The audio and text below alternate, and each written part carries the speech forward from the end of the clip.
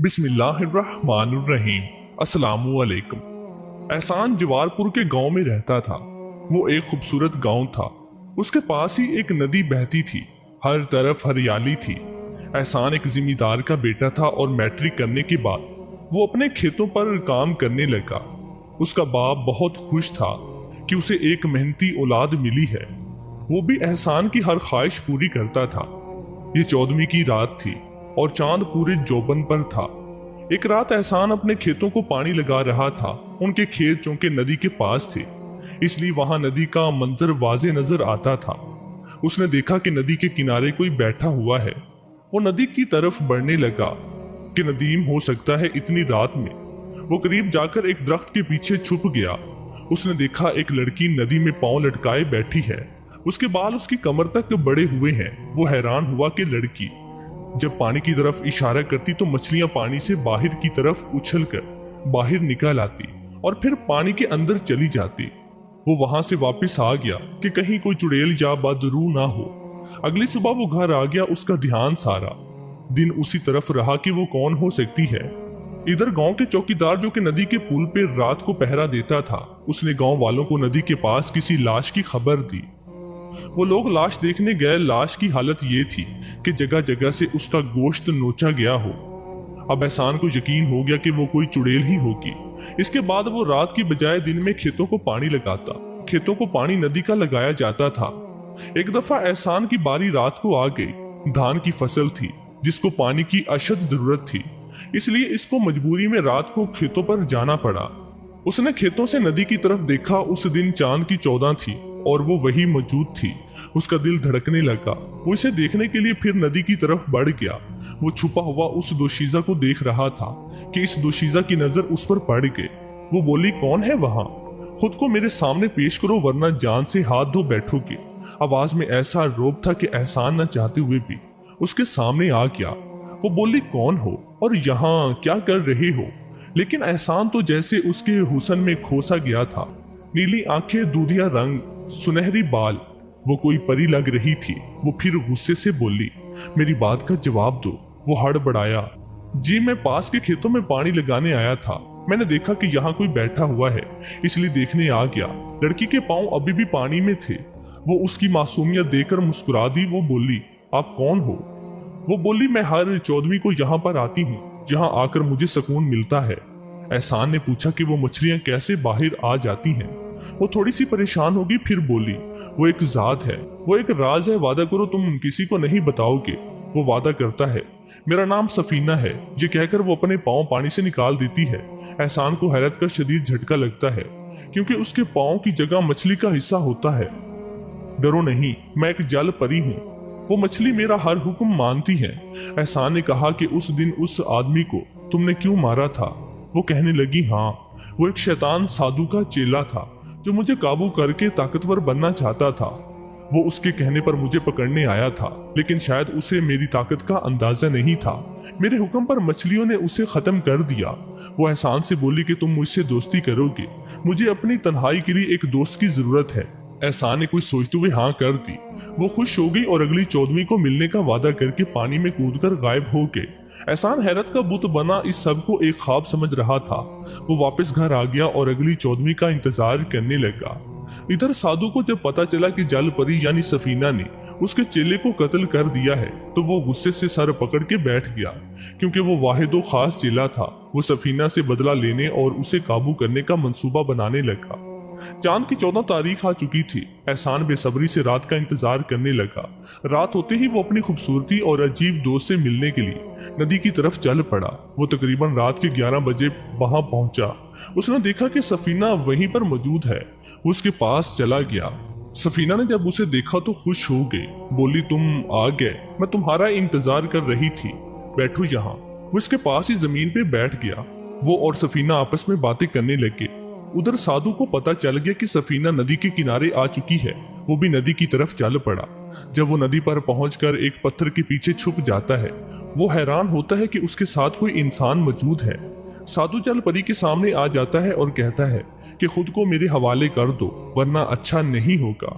वो कहती है कि तुम मेरा कुछ नहीं बिगाड़ सकते। तुम्हारा हाल है तुम्हारा हाल भी तुम्हारे चेले जैसा होगा। साधु तैश में आ जाता है और मंत्र पढ़कर उसकी तरफ फूंक देता है।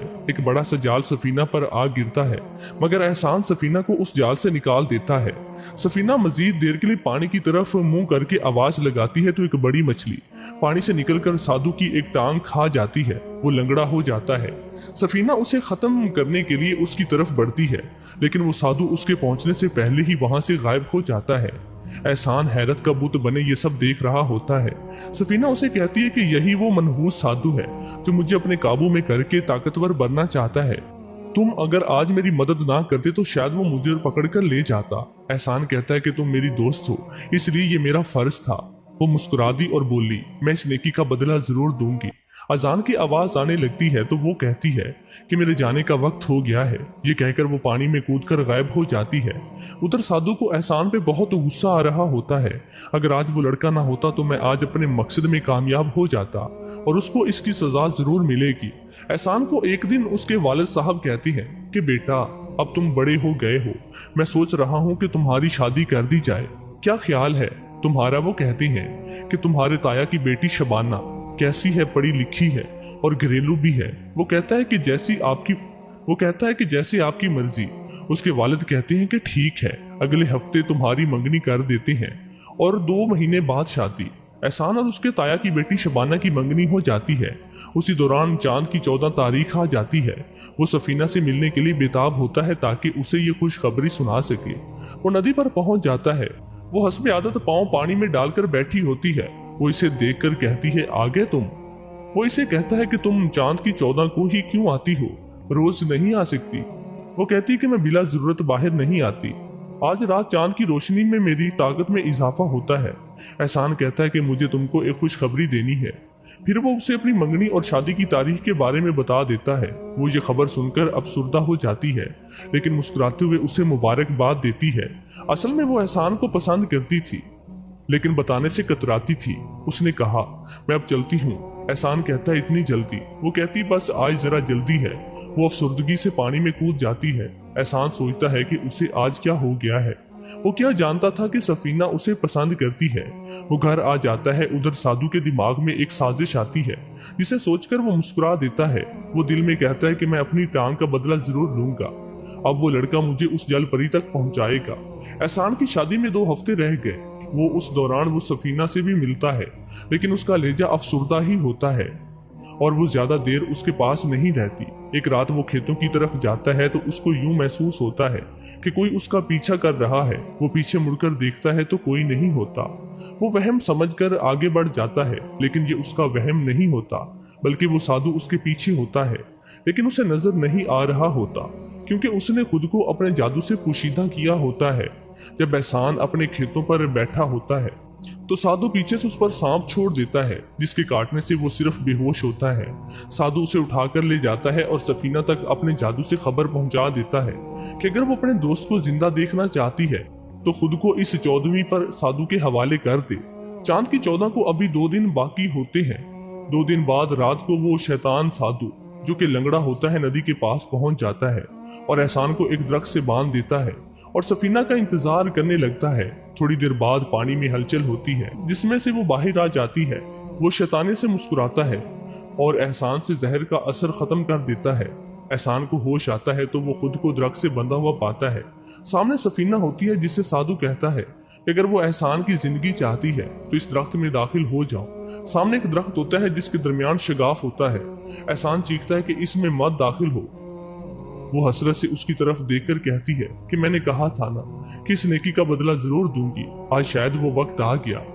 तुम्हारी जिंदगी से बढ़कर मेरे लिए कुछ नहीं है। ये कहकर वो उस दरख्त के शगाफ में दाखिल हो गए और शगाफ बंद हो गया और साधु उस दरख्त को लेकर गायब हो गया। उसके गायब होते ही एहसान आजाद हो गया, लेकिन वो सर पीट के रह गया था। उसकी वजह से सफीना उस शैतान के पास चली गई। सुबह सारे शादियों की तैयारी में लग गए, लेकिन एहसान के वालिद को वो नजर नहीं आया। उसने सबसे उसके मुतालिक पूछा। सबने यही कहा कि उन्होंने खुद उसे नहीं देखा। सभी उसे ढूंढने में लग गए, लेकिन वो उनकी पहुंच से दूर एक नामालूम मुकाम की तरफ गामजन था। सिर्फ उसकी मंगेतर शबाना को ही इसके मुतालिक पता था कि वो कहाँ गया है। इधर एहसान को घर से निकले 2 दिन गुजर चुके थे। वो बहुत से आमलों से राब्ता कर चुका था, लेकिन किसी से उसे कुछ हासिल ना हुआ। 2 दिन के सफर के बाद वो एक गांव बोगनपुरा में क्याम करता है। वहाँ एक आमिल जिसकी बड़ी शोहरत होती है, उसका नाम सूफी रमजान होता है। एहसान उससे मिलने का इरादा कर लेता है। वो अगले दिन उसका पता लेकर पहुंच जाता है। उसके आस्थाने पर बड़ा रश होता है। जब उसकी बारी आती है तो वो सूफी जी के पास चला जाता है। सूफी जी का चेहरा बड़ा बाराब होता है। वो उसको एक तरफ बैठने का इशारा करता है। वो बैठ जाता है। सूफी जी इसकी तरफ मतवज्जा होते हैं। बताओ बेटा, क्या परेशानी है तुमको? वो अपनी सारी रवादात सुना देता है। सूफी जी पूरी बात तवज्जो से सुनते हैं, फिर कहते हैं बेटा तुम कल शाम को आना, फिर मैं तुमको इसके मुतालिक बताऊंगा। वो चला जाता है। तकरीबन वो रात को अपने घर पहुंचता है। वो बड़ी मुश्किल से सोता है। उसे तो बस सफीना की याद आ रही होती है कि खुदा जाने वो किस हाल में होगी। ये सब मेरी वजह से हुआ है। रात को वो ख्वाब में देखता है कि सफीना एक पिंजरे में कैद होती है और जख्मी होती है और उसे मदद के लिए पुकार रही होती है। वो हड़बड़ाकर उठ जाता है, परेशान हो जाता है। बाकी रात उसकी जागते ही गुजर जाती है। उसको कल शाम का इंतजार होता है। अगला दिन उसका बड़ी मुश्किल से गुजरा। शाम होते वो सूफी जी के आस्थाने की तरफ चल पड़ा। सूफी जी उसके इंतजार में होते हैं।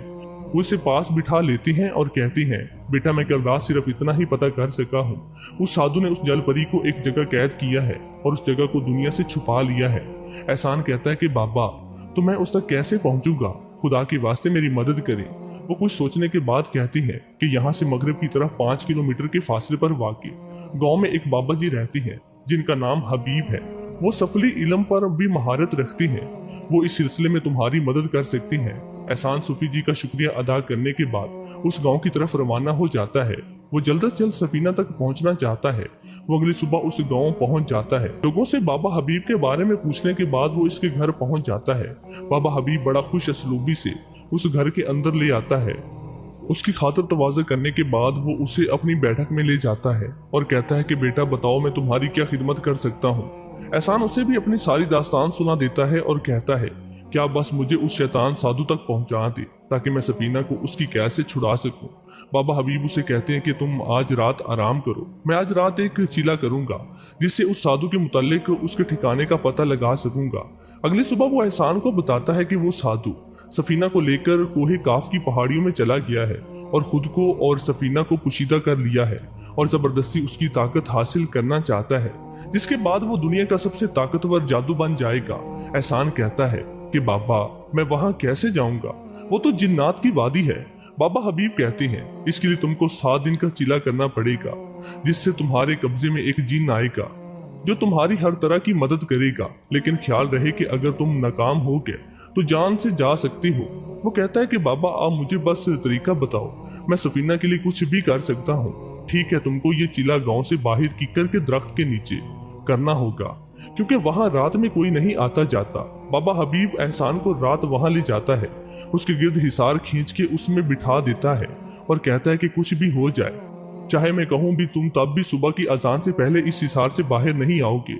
अब मैं चलता हूँ। बाबा हबीब वहां से चला जाता है। अब एहसान हिसार में बैठा विर्द पढ़ते हुए आधा घंटा गुजर जाता है कि उसे किसी हंसी की आवाज आती है। वो उस तरफ देखता है तो उसे शबाना नजर आती है।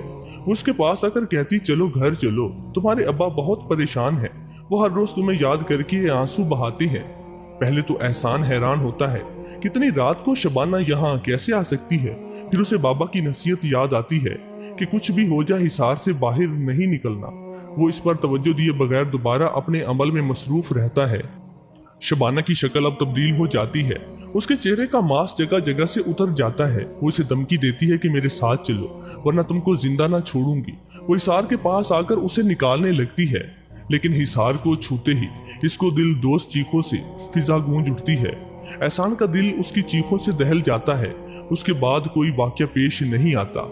उसके चिले की पहली रात मुकम्मल हो जाती है और वो बाबा के घर आ जाता है। बाबा उसे देखकर बहुत खुश होता है। वो बाबा को रात के वाकयात बताता है। बस बेटा इसी तरह तुमको अपनी बाकी रातों में भी हिम्मत का मुजाहिरा करना है। एहसान खुद चाहता था कि वो जल्द अपना चिला मुकम्मल करके सफीना तक पहुंच जाए। एहसान का चिला जारी था। रोज रोज उसके साथ बहुत अजीब और दहशतनाक वाकयात पेश आते रहे। आज उसके चिले की आखिरी रात थी। बाबा हबीब ने उसे दुआओं के साथ रवाना किया। वो अपने चिले की जगह पहुंच गया और हिसार खींच के बैठ गया। अभी उसे अपना विर्द करते थोड़ी देर ही हुई थी कि उसे एक तरफ से सफीना आती हुई नजर आई। वो हैरान भी हुआ और खुश भी। सफीना उसके पास आई और बोली कि तुमको अब चिल्ला करने की जरूरत नहीं, बाबा हबीब ने मुझे उस शैतान साधु से आजाद करवा लिया है और उसे खत्म कर दिया है। एहसान उठने ही लगता है कि उसने सोचा कि सफीना की टांगे कैसे हो सकती हैं, वो तो एक जल परी है। ये तो वो अपने अमल में दोबारा मसरूफ हो गया। वो चीखती रही, अगर तुम ना उठे तो मैं तुमसे अपनी दोस्ती हमेशा के लिए खत्म कर दूंगी। लेकिन वो इसकी बातों पर गौर किए बगैर अपने अमल में मगन रहा। उसने देखा कि वही साधु वहां पर आ गया और उससे कहने लगा, बाहर निकल आओ वरना सफीना की गर्दन उड़ा देगा। मगर एहसान ने उसकी एक ना सुनी। फिर साधु ने सफीना की गर्दन पकड़ ली और देखते ही देखते उसको झटका देकर दूर फेंक दिया। कितना वहशतनाक मंजर था कि एहसान के मुंह से चीख निकल के फिर उस साधु ने एक बड़ा सांप उसकी तरफ फेंक दिया।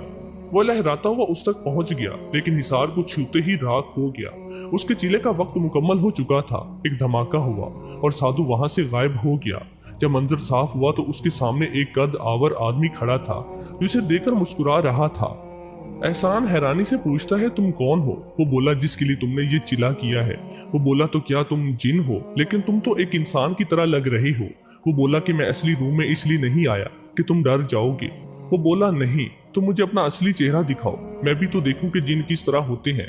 तुम्हारा नाम क्या है? वो जिन बोला, सुल्तान। एहसान ने कहा, चलो मुझे अपना असली चेहरा दिखाओ। फिर सुल्तान अपने असली रूम में आ गया, सुर्ख दहकती हुई आंखें और स्याह रंगत। वो गिराया, देखो। एहसान वहीं पर बेहोश हो गया।